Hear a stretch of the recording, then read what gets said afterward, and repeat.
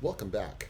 So now what we're going to do is we're going to start pursuing the specific examples that are going to illuminate these different probability distributions and how they rise in response to particular biological puzzles. In the last vignette, I introduced the idea of carboxysome segregation. And just as a quick reminder, the idea was that there are photosynthetic bacteria, cyanobacteria. They harbor these particular organelles known as carboxysomes, which you see in the upper left, labeled in green, so over here. And those carboxysomes harbor the enzyme known as rubisco, which is responsible for carbon fixation. And what we're going to do now is we're going to try to understand the nature of this distribution, which can be measured. The way that I want you to imagine the experiment is that you look at these cells and you count how many carboxysomes there are in the mother cell, and then the thing divides, and you actually just ask the question, how many of them went to daughter cell number 1, and then you plot a histogram. So that's what's shown in the lower left. And what we're going to try to do is we're going to try to rationalize that using the so-called binomial distribution. Now, so the logic of this particular vignette is that I want to think about the biological puzzle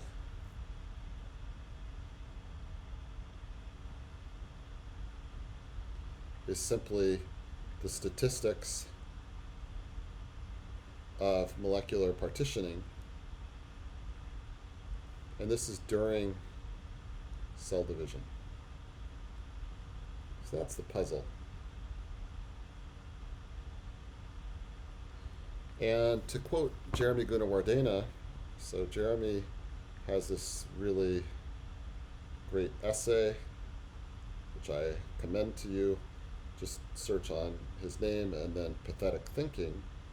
And he paraphrases James Black, who made this remark about that our models are not meant to be how do I want to say this? That our models are meant to be accurate descriptions of our pathetic thinking and not themselves pathetic. This may sound a little too pejorative, but Jeremy's trying to make this point that our imaginations are starved, whether we use mathematics or not, and that by formulating things in mathematical terms, we sharpen our questions and we can get quicker to the point of understanding our shortcomings. So our pathetic thinking in this case, and if you like, our null hypothesis, is that each carboxysome, null hypothesis, each carboxysome segregates randomly. That's all. It's a very innocent null hypothesis, and I think it's eminently reasonable. What do I mean by this? I simply mean, if you like, we can convert it into a little bit more stark language by saying that each carboxysome flips a coin. If it gets a head, it goes to daughter 1, and if it gets a tail, it goes to daughter 2. That's it. So the question we're going to pose, we want to know what's the distribution. So we want to know how many go to the right-hand daughter given a total of n carboxysomes. So this is the number that go to daughter on the right. Okay, I'm going to think of right and left. So the cell divides. So this is the right, this is the left, and I want to know how many of these carboxysomes end up over here, and how many of them end up over here. So the probability that NR of them go to the right, given a total number of carboxysomes.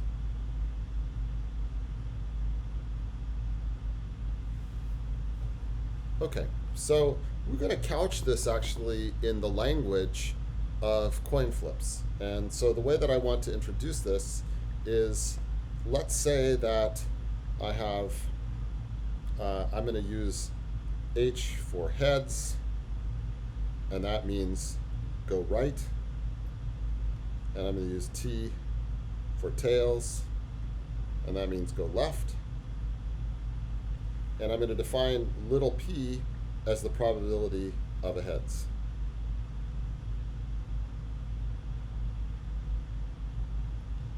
So this is in the scenario where I'm imagining that the coin is not necessarily a fair coin. Okay. So, I'm going to start with question number one, which is, what is the probability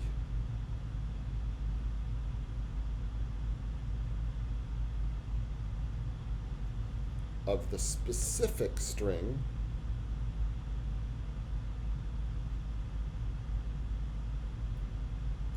H, H, H, H, and this happens NR times, and then T, T, T, T, blah, blah, blah, blah, blah, T, and this happens N minus NR times. So what's up with my NR and N minus NR? Well, I know the total number of coin flips, or the total number of carboxysomes, is capital N. I'm saying that NR of them go to the right, and that implies by definition that N minus NR of them go to the left. And I want to know the probability of this particular string. Now it seems like a very unlikely string, but the probability of getting a head is P. The probability of getting the next head is P. And so I get NR of these P's, and then I have 1 minus P, N minus NR times. So the probability of this particular string, so P of this string, is equal to P to the NR power times 1 minus P to the N minus NR power. So that's the probability of a particular string with NR heads and N minus NR tails. That's what we figured out.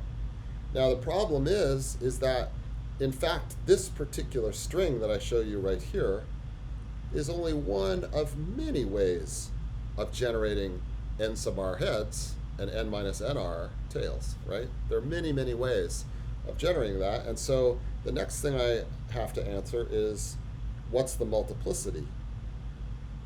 Question number 2, how many ways can we generate NR heads and N minus NR tails?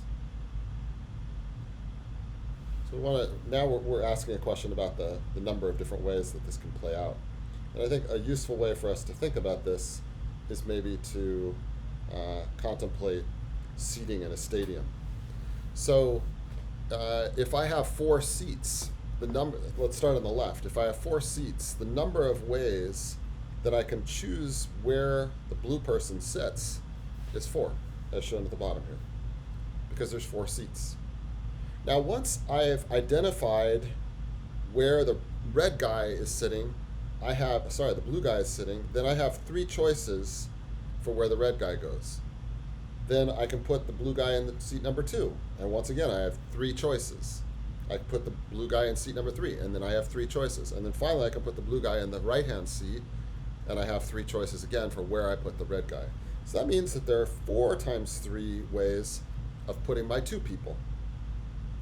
If I now put in a green person as well, then I already know that there are 12 ways of identifying where the red and the blue guy go. And once I've put the red and the blue guy down, there are 2 choices each time I've chosen a red-blue configuration. So this gives me at the bottom 4 times 3 times 2 times 1, if you like. 4 times 3 times 2 times possible configurations. But now if I instead of letting them wear red, green, and blue t-shirts, I make everyone use a gray t-shirt, then all of these configurations that I show you right here, how many of them are there? There's 6. They're all equivalent. In other words, if I close my eyes like this and you rearrange some of them, I won't know anything, because to me, when I look at them from here, they're just a bunch of people wearing gray t-shirts, as you see over here on the right. And so the general answer to this question of multiplicity is I'm gonna represent it as, maybe I'll call it omega nr comma n, and this is equal to n factorial over nr factorial n minus nr factorial. How do I see that that's the case? Well, let's say that I'm going to put nr people into capital N seats. So I have person 1 has n choices, person 2 has n minus 1 choices, person number 3 has n minus 2, all the way down to n minus nr plus 1. So that's the number of choices for my nr occupants on the capital N seats.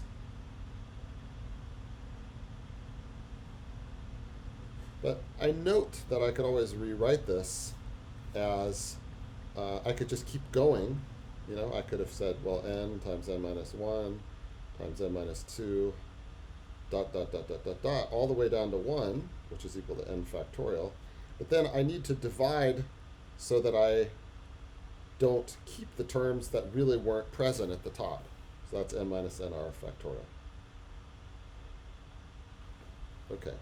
What does that have to do with, what does this have to do with this? Well, it's this part, and the nr factorial, this little nr factorial in the denominator, is a way of accounting for how many ways that I thought I distinguished them because they were red, blue, and green, but in fact they're not, because they're all wearing gray t-shirts, so I've overcounted. So what's the upshot of all of this? Okay, what is the upshot? The upshot is this, that what we've figured out is that the probability of getting nr heads out of a total of n coin flips is n factorial over nr factorial, n minus nr factorial, and then p to the nr, 1 minus p to the n minus nr. This whole thing is known as the binomial distribution.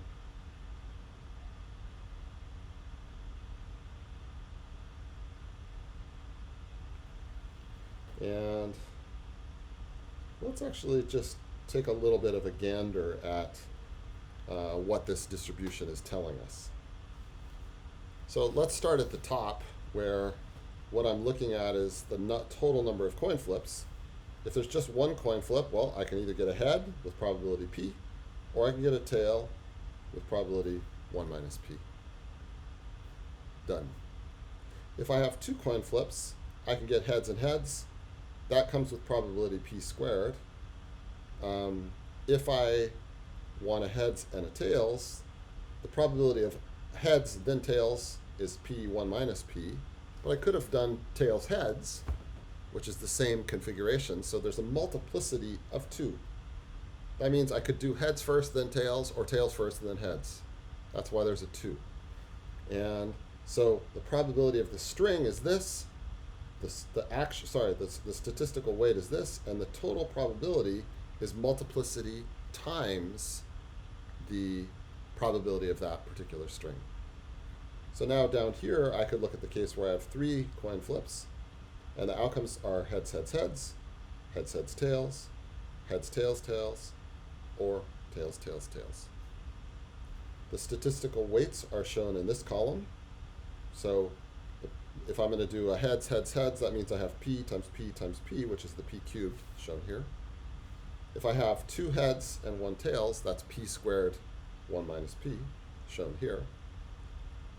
But then there's also a statistical weight, which is this 3. That's the multiplicity. The multiplicity is how many different ways can I do 2 heads and a tails? Well, I could have tails first, then 2 heads. I could have heads, tails, heads. Or I could have heads, heads, tails. So the tails could be in slot 1, slot 2, or slot 3. And that's what these binomial coefficients tell us. Let's actually do a check. So let's do n equals 3 and nr equals 2. So this is the case where I have 3 coin flips and 2 heads. How many ways can I do that? I already know it because I just talked about it, that it's 3. Well, let's use the formula. The formula says n factorial over nr factorial, n minus nr factorial, which is equal to 3 factorial over 2 factorial, 3 minus 2 factorial, which is 3 times 2 times 1 over 2 times 1 times 1, which gives us 3, exactly as expected. And so this binomial business that I show you right here, this notation, first of all, is capital N choose little n, or NH. There should be an NH here. So capital N choose NH. It's the multiplicity. It's the number of different ways of getting NH heads and capital N minus NH tails. And this is the probability of a particular realization. Okay, so what does this have to do with anything? Let's go back to our original puzzle. So in a homework, I'm going to give you the opportunity to play around with the binomial distribution and actually work out the brown histogram that you see here, which is the binomial distribution for the case in which you have 6 carboxysomes. And what we know is that from the binomial distribution, if I want P of nr given 6 carboxysomes, we know that's going to be 6 factorial over nr factorial, and then 6 minus nr factorial. And then I'm going to assume that this is a fair coin, so this ends up being 1 over 2 to the 6th power. Okay? In other words, P is 1/2, and 1 minus P is 1/2. And so this thing is nothing more than P to the nr, 1 minus P to the n minus nr, when P is 1/2. So this is what I'm going to ask you to plot in a homework. I want you to actually reproduce the values found in the work of Dave Savage and Pam Silver, which is where this particular thing comes from. So Dave Savage, Pam Silver, Science Magazine. I don't remember what year it was, but you can find that easily. Okay, so let's summarize, because that's about all I'm going to say about this for the moment. Again, just trying to whet your appetite for the nature of the binomial distribution, and you'll have an opportunity in the homework to try to drill down into this a little more deeply. But the summary statement is that we have a mental picture. The mental picture is that every carboxysome flips a coin. It's an honest coin. If it gets a head, it goes to the right. If it gets a tails, it goes to the left. And that implies a particular probability distribution, and we can appeal to that probability distribution and compare how it fares relative to what is measured experimentally. And what we see down here in the lower left is it does not fare well, which is to say that our hypothesis about coin flips is not appropriate. It turns out that for transcription factor partitioning, I will give you a homework about that too, you will see that it's indeed an appropriate hypothesis. But for this particular thing, it's not a winning picture of what's going on. So with that, I'm going to wrap up for now, and thank you for your attention.